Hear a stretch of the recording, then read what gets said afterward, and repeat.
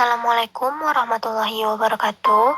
Perkenalkan, nama saya Windy Aningsi dengan NIM 20021112107.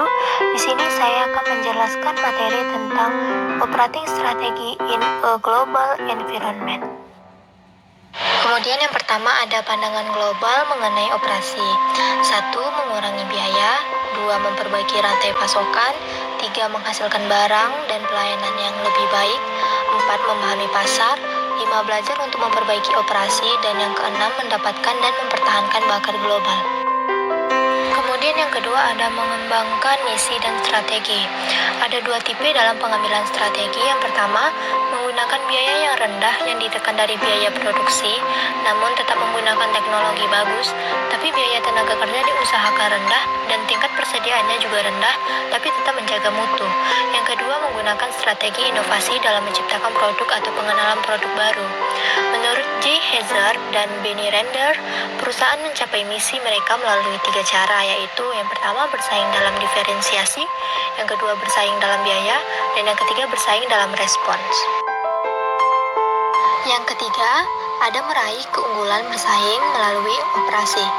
Keunggulan bersaing menunjukkan penciptaan sistem yang memiliki keunggulan khusus atau unik di atas pesaing.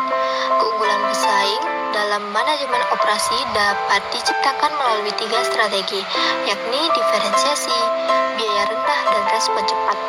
Dalam praktek, ketiga konsep strategi ini, diferensiasi, biaya rendah, dan respon cepat, dapat diterjemahkan ke dalam 6 strategi khusus, yaitu yang pertama fleksibilitas dalam desain dan volume, yang kedua harga rendah, yang ketiga pengiriman yang cepat, yang keempat kualitas atau kesesuaian dan kinerja, yang kelima pelayanan purna jual, dan yang keenam lini produk yang luas. Kemudian yang keempat ada 10 keputusan strategis manajemen operasional. Yang pertama, kualitas.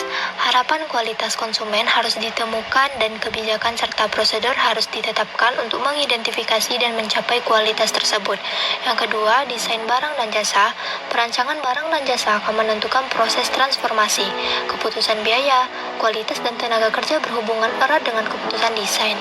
Yang ketiga, desain proses dan kapasitas. Pilihan proses tersedia untuk produk barang dan jasa. Keputusan proses berkaitan dengan teknologi, kualitas, tenaga kerja yang digunakan, dan perawatan. Yang keempat, pemilihan lokasi. Keputusan lokasi fasilitas untuk perusahaan manufaktur maupun jasa akan menentukan keberhasilan perusahaan. Kesalahan dalam keputusan ini akan berakibat pada inefisiensi. Yang kelima, desain tata letak atau layout. Kapasitas, jumlah pekerja, keputusan pembelian dan persediaan mempengaruhi tata letak. Yang keenam, perancangan kerja dan SDM. Manusia adalah bagian integral dan termahal dari keseluruhan sistem, sehingga kualitas kerja, bakat, dan keterampilan yang diperlukan serta biayanya harus ditentukan. Yang ketujuh, manajemen rantai suplai. Keputusan ini tentang material apa yang akan dibuat dan apa yang akan dibeli. Yang kedelapan, persediaan. Keputusan persediaan dapat dioptimalkan jika kepuasan konsumen, supplier, schedule produksi, dan perencanaan tenaga kerjanya dipertimbangkan. Yang kesembilan, penjadwalan. Schedule produksi yang visible dan efisien harus disusun, dan keputusan tenaga kerja serta fasilitas harus ditentukan dan juga dikontrol. Yang kesepuluh, perawatan. Keputusan-keputusan harus dibuat pada tingkat reliabilitas dan stabilitas yang diinginkan, dan sistem harus ditetapkan untuk pemeliharaan reliabilitas dan stabilitas. Kemudian yang kelima ada pilihan-pilihan strategi operasi global. Yang pertama ada strategi internasional. Strategi internasional menggunakan ekspor dan lisensi untuk memasuki pasar global. Strategi internasional adalah strategi yang paling tidak menguntungkan karena tingkat respon lokalnya rendah dan pengangguran biayanya sedikit. Respon lokal hanya sedikit karena kita mengekspor atau melisensikan barang dari negara asal. Yang kedua, strategi multi-domestik. Strategi multi-domestik membagikan kewenangannya atau desentralisasi dengan memberikan otonominya cukup berarti pada setiap bisnis. Secara organisasi, hal ini adalah anak perusahaan, waralaba, atau usaha patungan yang mandiri. keuntungan strategi ini adalah memaksimalkan respon pasar lokal. Yang ketiga ada strategi global.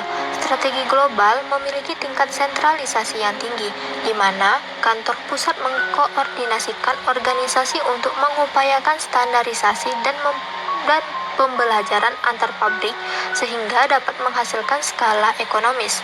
Strategi ini tepat saat perusahaan ingin berfokus pada pengangguran biaya, tetapi tidak disarankan saat permintaan respon lokalnya tinggi. Yang keempat, strategi transnasional. Strategi transnasional memanfaatkan skala ekonomi dan pengetahuan. Juga penekanan pada respon dengan menyadari kemampuan dasar tidak hanya terdapat di negara asal, tetapi juga mungkin berada di mana saja. Itulah penjelasan singkat dari saya mengenai materi tentang operating strategy in a global environment. Semoga penjelasan saya dapat bermanfaat bagi teman-teman yang menonton video ini. Terima kasih, saya tutup. Assalamualaikum warahmatullahi wabarakatuh.